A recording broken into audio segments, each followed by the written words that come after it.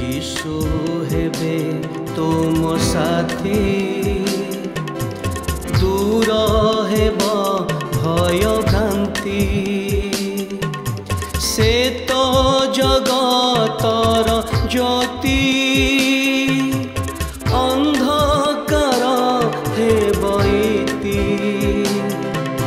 प्रात ज्योति जीवन जला प्रात ज्योति। प्रिय दर्शक बंधु नमस्कार। ख्रीष्ट सम्मिलित मंडली भुवनेश्वर आनुकूल्य रे यूट्यूब चैनल रे नियमित प्रसारित होता कार्यक्रम होची प्रात ज्योति। एई प्रात ज्योति कार्यक्रम को आपण को प्रभु नाम रे स्वागत करूछि। आपण नियमित एही कार्यक्रम देखुछंती एवं ईश्वर वाक्यरु शिक्षा लाभ करूछंती, आत्मिक भाव में वृद्धि लाभ करुछंती, आनंदित अछंती। आमाने सेति पाई ईश्वर को धन्यवाद दो, आपण को मध्य कृतज्ञता ज्ञापन करूछु। एही कार्यक्रम को निज मध्य सीमित न रखी आपणकर बंधु मान निकट में दयाकोरी एही कार्यक्रम लिंक को शेयर करंतु, जद्वारा से माने मध्य आशीर्वाद प्राप्त हेबे। आमने एही दिन मानकरे जो विशेष प्रसंग नहीं कि आलोचना करुचु ताहा हेउची विश्वस्त बंधुता।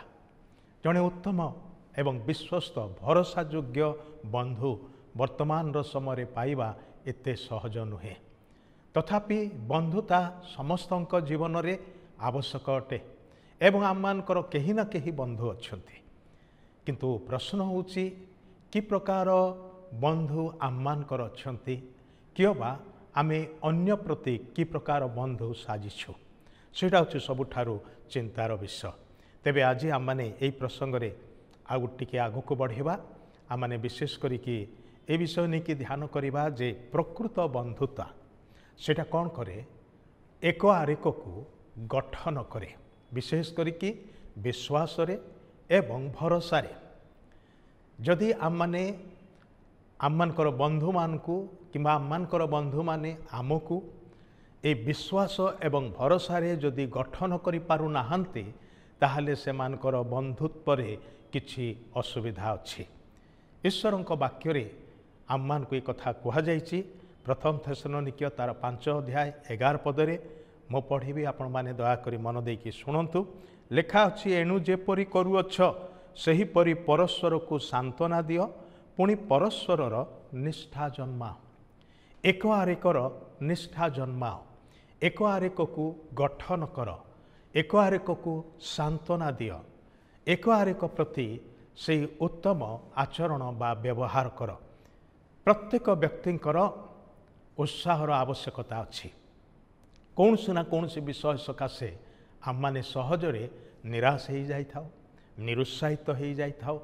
होई पारे कि आम मान को कौनसी विषय सकाशे अनुयोग करिबारु किबा आम माने कौनसी कार्य रे विफल होइथिबारु विभिन्न घटना आम मान को निराश हताश मध्य को ठेली देई थाए।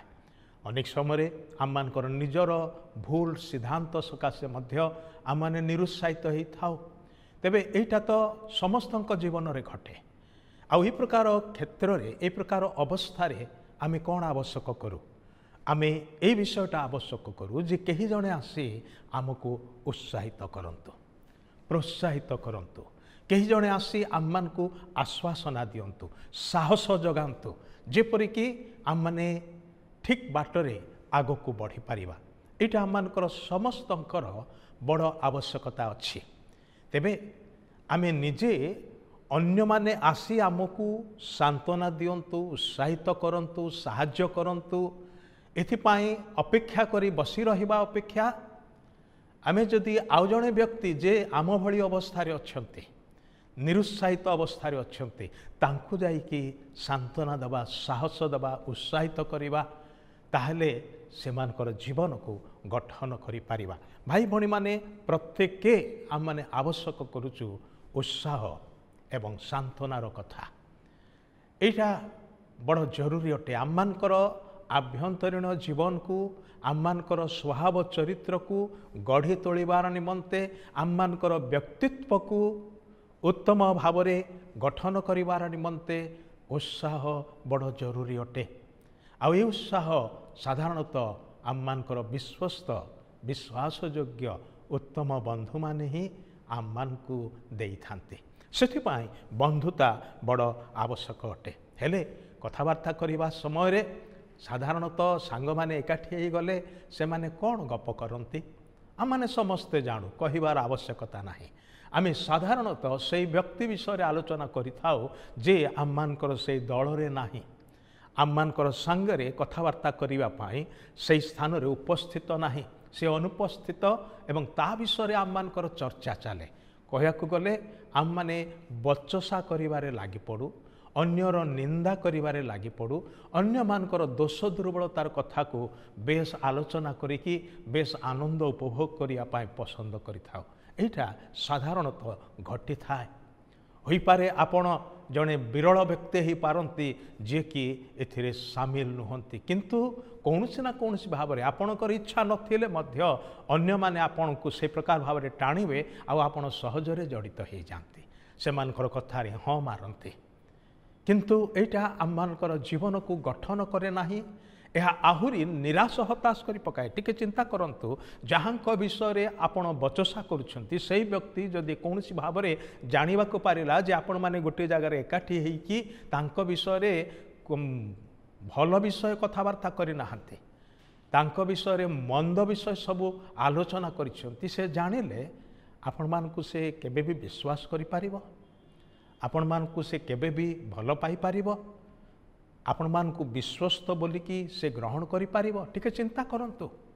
तेबे गोटे विषय जोटा कि आम मानकु साहाय्य करे नाही, एटा से व्यक्ति को साहाय्य करे नाही, तांकु उत्साहित करे नाही, तांकु आहुरी निराश करे, दरकार पड़ले क्रोधान्वित करे एवं ताहा आपण मानकु मध्य साहाय्य करिबो नाही। सेथिपाई आम माने परचर्चा रे सामिल न हे परस्पर को उत्साहजनक कथा कहू, परस्पर निष्ठा जन्माओ, एटा आम मानकर बड़ जरूरी अटे। विशेष करिकी विभिन्न घटना मध्य दे आम माने समस्ते गति करूँ। केतेक घटना नकारात्मक घटना हुए, केतेक घटना प्रतिकूल घटना हुए, से प्रकार समय रे उत्तम बंधु सांगरे ठिया हुअन्ते। इंग्राजी भाषा रे गोटे कथा अछि, a friend in need is a friend Indeed.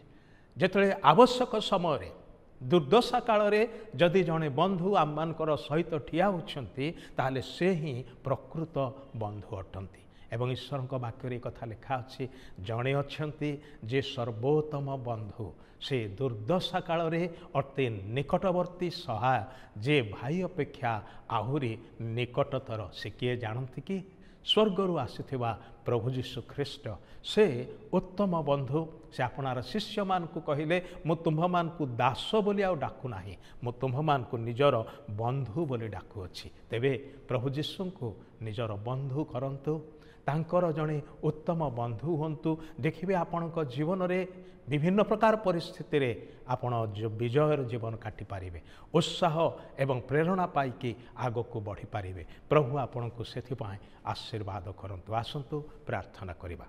स्वर्गस्थ पिता, धन्यवाद दूछु तुमर पुत्र को तुमे जगत को प्रेरण कल, जेपरी ताहांको आम माने बंधु भाव रे पाइबो।